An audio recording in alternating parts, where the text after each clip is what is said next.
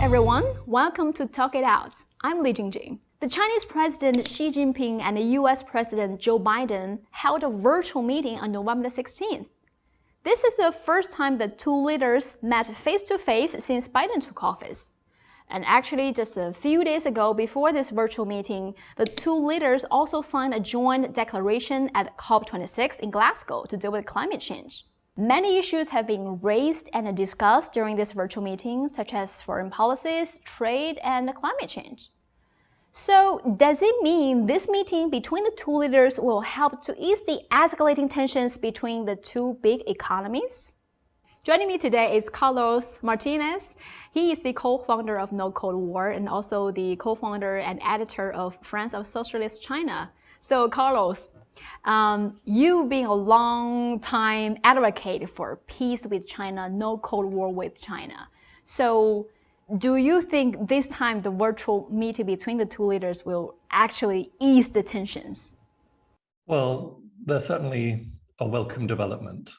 I think we should be sort of cautiously optimistic, but also at the same time realistic. The talks are an opportunity to start to bring relations between China and the US back on track, to take at least a first step back from the brink in terms of the new Cold War, military escalation, decoupling, and the trade war.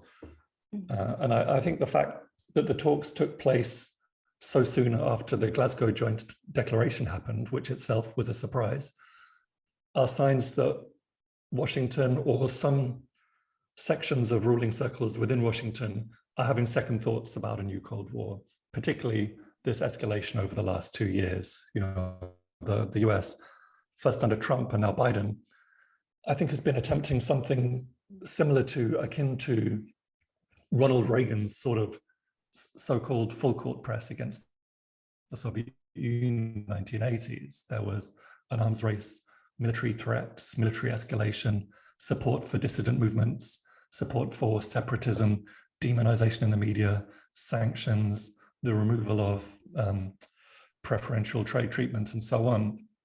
And that full court press strategy was to some degree quite successful, and it undoubtedly had an impact on the Soviet Union and accelerated its decline. And clearly the US has been hoping that will apply to China as well. But China's shown quite consistently from the 1980s onwards that its trajectory is actually very different to that of the Soviet Union. China has continued to get stronger. China's economy has continued to grow at a very impressive pace. People's living standards have continued to improve. So China's maintained its confidence. The CPC has maintained its popularity, its legitimacy, its a strong connection with the masses of the people. So, you know, the US is trying to recreate some of the successes it's had against the USSR, but China's remained steadfast. It's remained calm. It's maintained the support of the people. It hasn't backed down economically, politically, diplomatically, or militarily. So I think, you know, in my opinion, is that for strategists in the US, it's actually about time they recognize that this new Cold War approach with China simply isn't going to work. I mean, the spokesperson for China used 4 words to describe this virtual meeting as candid, constructive, and substantive and productive. And this whole virtual meeting sounds very cooperative. But then also we've seen some analysis from experts from the US or China also saying this virtual meeting, although it sounds very cooperative and friendly, there's no breakthroughs. So do you think this meeting will actually bring some substantial changes? Yeah, I think it's more about setting a scene, setting up a possibility for further dialogue and cooperation, creating, if you like, the right mood music. I mean, the talks went on for 3.5 hours, I think, which is a good sign in itself. But that said, there were no new formulations, no new positions agreed. The two sides really reiterated their positions and clarified their red lines.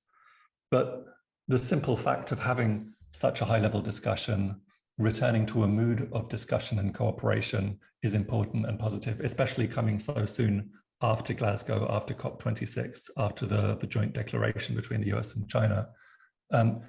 because relations have really, over the last 2-3 years, been at their worst point since the early 1970s, since the Kissinger visit in 71, the Nixon visit in 72, then bilateral normalization in 79.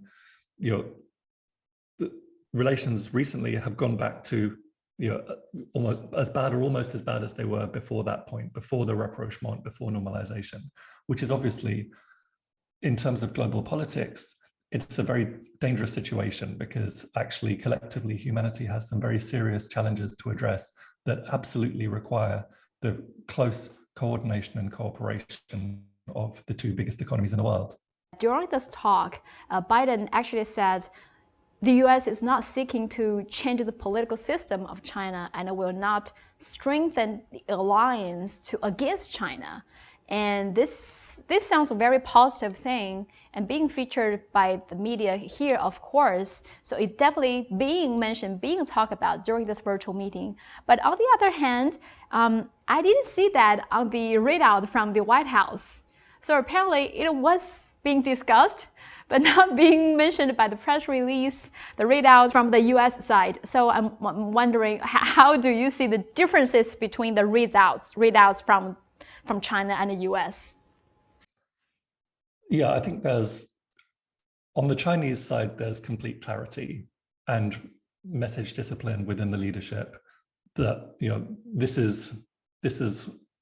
we want cooperation, we want discussion, we want collaboration, we want to, at the very least, return US-China relations to the spirit of what they were pre-Trump, where there's still, there are permanent difficulties and complexities and contradictions in the relationship between the two countries. But nonetheless, if the high point was probably 2015, the establishment of the China-U.S. Working Group on Climate Change, and the two sides agreeing to sign the Paris Agreement and being the key engines driving that whole process forward. So the Chinese side are clear that they want to return to that level of collaboration. The US side is its position is much more confused, and even the small progress that's been made over the last week or so could easily be reversed, in the case of the US side deciding to play silly games, for example, by engaging in anti-China posturing, such as a diplomatic boycott of the Winter Olympics, which is something which apparently is under discussion now in Washington. What we want, what the world needs, is a shift to a situation where the US and China respect one another as equals, where the US starts to give up on the idea of unilateralism, unipolarity, and hegemony. The US leadership needs to understand that its so-called project for a new American century is not viable. The 21st century is not going to be a repeat of the 20th century. The era of colonialism is over.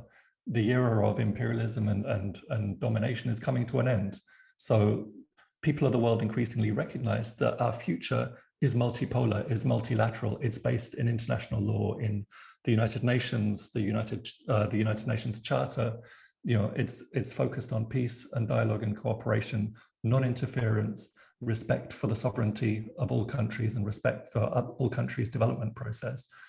This is the position that the Chinese side has put forward very consistently. But the extent to which it's understood in the US is quite limited. And I think there's important differences within US ruling circles in relation to China policy. The trade war, for example, it kicked off in 2018. It hasn't particularly harmed China's economy, because China's been shifting towards domestic consumption anyway. Plus, China's the largest trading partner of the vast majority of the world's countries. So some extra tariffs in the US market are sort of irritating, but they haven't had a huge impact. The impact has been on US consumers, who are paying for these tariffs with increased prices. So the whole thing has been a failed experiment. Donald Trump said the trade war would create jobs. It would shift manufacturing from China to the American Midwest. Nothing of the sort has happened. So a rational economic strategy in the US would say, China's able to provide, for example, with solar panels, China can provide cheap solar panels. Let's import millions of those and start converting our electricity grid. That way we upgrade our economy and we save the planet at the same time. Trump's idea was the opposite. No, let's place tariffs on Chinese solar panels. Let's sanction them and produce them here. But then the prices are much higher, and all of a sudden it's not even economically viable to switch to solar power. So the US keeps on burning more fossil fuels. So you have all of these competing ideas, competing influences among the US capitalist class. There's a section that understands these dynamics, that wants to end the trade war, that wants to access the Chinese market with 500 million middle-income people, that understands that decoupling isn't a viable option in the modern world, and that perhaps recognizes that US and China need to cooperate on the major global issues of our time, on climate change, on pandemics, nuclear weapons. These are existential threats that won't just affect people in China or people in other countries. That, if there's a nuclear war, or if the planet no longer supports human life, that affects everybody. And I think you've probably seen the US-China Business Council and other business associations have sent a letter to US trade officials urging them to drop tariffs on China, urging them to end the trade war, because these tariffs disproportionately cause harm to US businesses and farmers and families. So there's some recognition that the trade war and decoupling are not affecting and are not serving US interests. However, that's one voice in the US, in Washington, but I think for a long time, the louder voices in Washington have been those of the military-industrial complex, which is hugely influential and which has been pushing hard for escalation in the Pacific and for a further deepening of the new Cold War. So what we end up with from the US is a very contradictory and a very unpredictable foreign policy. And I think that helps to explain the differences that we see between the readouts from the Chinese side and the US side. Is that also part of the reason that in the beginning, you said we have to be cautious, optimistic about this whole thing, because they may say one thing and do another thing, or maybe like we see different presidents, when they get into the office, they will have very different contradictory policies. And Biden doing this, probably part of the reason is to ensure his next term in the office. Yeah, that's right. I mean, from the point of view of electoral politics, the political class and the media in the US have arranged the situation such that they try and attract votes. They try and attract popular support by China bashing. They've spent so long blaming China for all the problems. Now, if they feel that if they bash China diplomatically, economically, politically, militarily, then they'll be more popular and they'll get more votes. That's just the way the political system works. It's about getting elected. It's not about representing the interests of the mass of the people. I think we could easily see a reversal of this, as I say, a cautious step forward. We could easily see a reversal if the US decides to introduce a diplomatic boycott of the Winter Olympics, which would be a huge kind of statement of hostility towards China and to the Chinese people. It's a major diplomatic insult. And then we have to see what happens next with the Taiwan situation, whether the US, on the one hand, Biden can say that, okay, the US abides by the one China policy and the Shanghai communiques. On the other hand, are they going to withdraw US military advisors from Taipei? Are they going to stop supplying ever-increasing quantities of weapons to Taiwan? Are they going to stop sending their warships to the Taiwan Straits? Are they going to stop trying to get diplomatic recognition for Taiwanese officials? Words are good, but we need to see those matched with deeds. And now, of course, you mentioned Taiwan. Taiwan is basically the priority among so many issues being discussed between the two leaders this time. So especially it was written on the readout from the White House as well. President Biden underscored that the United States remains committed to the One China policy and guided by the Taiwan Relation Act, the 3 joint communiques, and the 6 assurances, and that the United States strongly opposes unilateral efforts to change the status quo or undermine peace and stability across the Taiwan Strait. It was being discussed and it's also written in the readouts on both sides. So basically, and also China mentioned this is the fundamental ultimate right line that cannot be crossed. But I think this will make a lot of people sad. For example, Taiwan. I went online to check some comment sections from people living in Taiwan. On one hand, a lot of people are laughing at Taiwan because before she was sending the signal that the U.S. is on their side, but then a lot of people are saying you are dreaming, and then now these netizens come out, see, like even the U.S. are saying we do not support you. But then there are also other people pointing out that they should not depend on the U.S. because U.S. won't sacrifice their soldiers, their money on a war defending Taiwan. So I mean, how do you see this whole Taiwan issue and the new declarations between the two leaders? Thanks. As you know, the background is that the US adopted the One China principle in 1979, recognizing the PRC as the only legitimate government of China. And in the Shanghai communiques, the US acknowledges the Chinese position that Taiwan is part of China.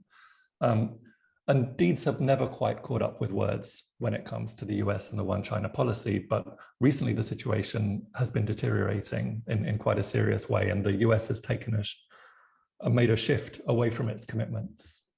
For example, stepping up its diplomatic engagement with Taiwanese officials, sending military advisors to train armed forces in Taiwan.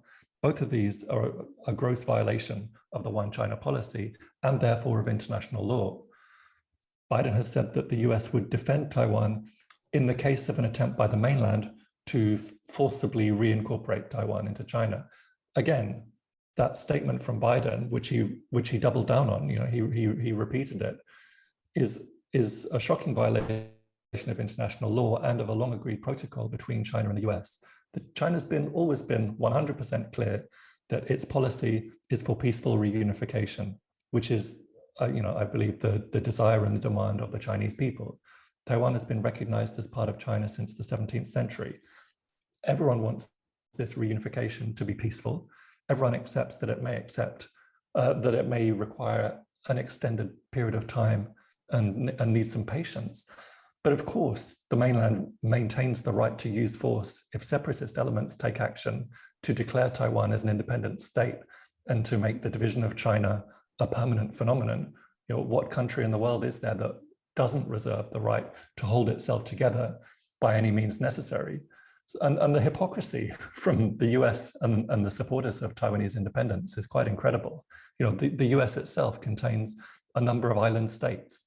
Unlike Taiwan, these were brought into the US through a process of colonization, ethnic cleansing, domination. The claims of Hawaii and Puerto Rico to independence are 1,000 times more legitimate than those of Taiwan. But how would Washington react if Hawaii moved to declare its independence? More than that, how would Washington react if China was sending military advisors to work with separatist forces in Hawaii? One doesn't need to spend too long thinking about that to see this, startling hypocrisy of the US on the question of Taiwan. I mean, there's simply no way that China will accept US support for Taiwanese separatism. The US has already done enough to disrupt China's reunification. Let's not forget, if the Truman administration hadn't sent its 7th Fleet to the Taiwan Straits in 1950, if it hadn't launched its genocidal Korean War in the same year, Taiwan would have returned to the mainland a long time ago. So any involvement by the US on this issue is not going to be looked upon kindly, will be seen as a form of meddling in China's affairs. So what's needed from the US is to reiterate its very strong commitment to the One China policy. And it is interesting because officially, the US government always say One China policy. They only recognize the Chinese government in Beijing as the legitimate one. But if you take a look at the media in the US, they always describe China and Taiwan like it's two different places. The US government doesn't have any embassy, even a consulate in Taiwan. So basically, officially, US government recognizes Taiwan is part of China. They only recognize the government in Beijing. So like we can see the different, what they say and what they do is quite contradictory. Exactly. I mean, what they say, what they're forced to say, is a matter of international law. The One China policy, the recognition of the government in Beijing as the sole legitimate representative of the Chinese people in international affairs, that's enshrined in international law, and the US can't go against that without being a pariah. But in reality, it does meddle in China's internal affairs. It does essentially, the media particularly treats Taiwan as if it were an independent state, and they always talk about sort of democratic Taipei, and try and introduce this line of division between China and Taiwan, that Taiwan fits into the so-called democratic world. And yeah, it's a continuation of a 70-year-long strategy to contain China, encircle China, and to overturn its revolution. I mean, everybody knows that any so-called independent Taiwan wouldn't be in the slightest bit independent. Its foreign policy would be written in Washington. Its army would be supplied, trained, overseen by Washington. It would be a bulwark of US hegemonism in East Asia, seeking to overturn the Chinese Revolution, seeking to roll back the world historic advances that have been made by the Chinese people since 1949. Biden told Xi that he supports the One China policy, but he also said, he kind of caveated that by saying, well, we also oppose unilateral efforts to change the status quo. And he's basically saying that China must guarantee that it won't escalate tensions with Taiwan and won't resort to force. But you can't ask China not to respond to provocation. The root of the problem is Taiwanese separatism and United States support for that separatism. If you want to guarantee peace in the Taiwan Strait, stop stoking up conflict, stop sending your warships, stop encouraging your allies in Britain, France, and Australia to send their warships, stop sending military advisors, stop giving all manner of support to separatist movements. You can absolutely guarantee that China's not going to act rashly or foolishly or to escalate unnecessarily, but it will respond to provocation. So if the United States wants peace, then it should stop its provocations.